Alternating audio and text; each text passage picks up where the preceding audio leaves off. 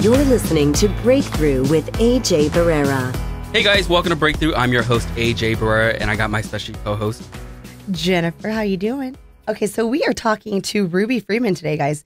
She is a transformational coach and a Reiki practitioner, and she is determined to help others release their toxic patterns and reignite their happiness.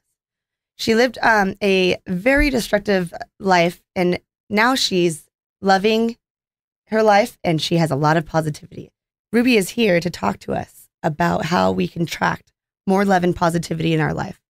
She's going to give us tips to love and accept who we are, and also encourage you to stop receiving less than you deserve. Absolutely. Absolutely. Ruby, welcome to the show. Thank you so much. I'm happy to be here. You know, you have an amazing story to share about how you became the person that you are today. And a lot of it is, the backstory. A lot of people want to know your personal experiences and, how can we be relatable to you, or are we relatable to you? And I think you can relate to many, many, many, many, many people out there. And do you mind sharing your story? Not at all.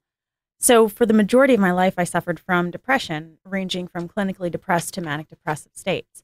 I also dealt with anxiety, and I was overly medicated in my early 20s. I had my first marriage in my early 20s, and I was extremely unhappy.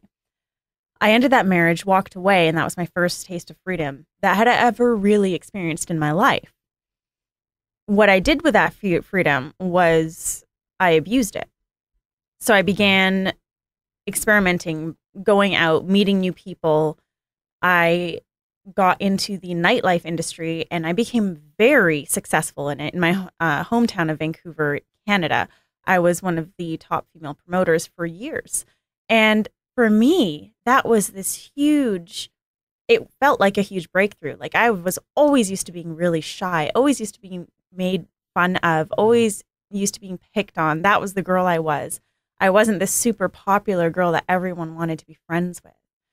So I got really wrapped up in that scene. I started experimenting with drugs. I was drinking a lot, but I never, ever thought for a second that I had a problem.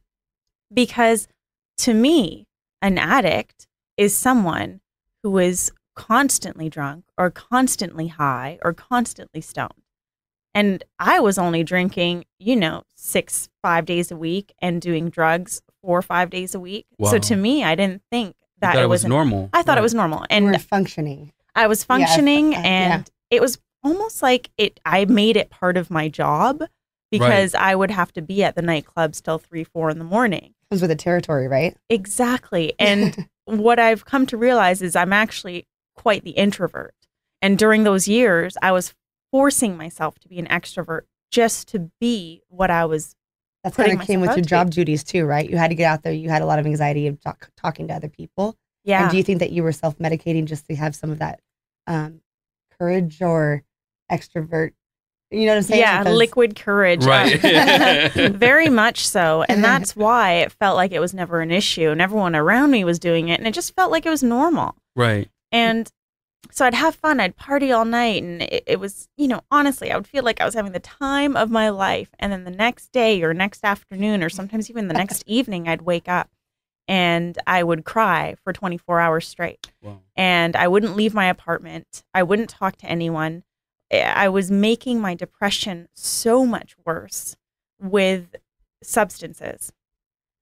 In my relationship world, I was never really good at relationships, and I can look back and say that now.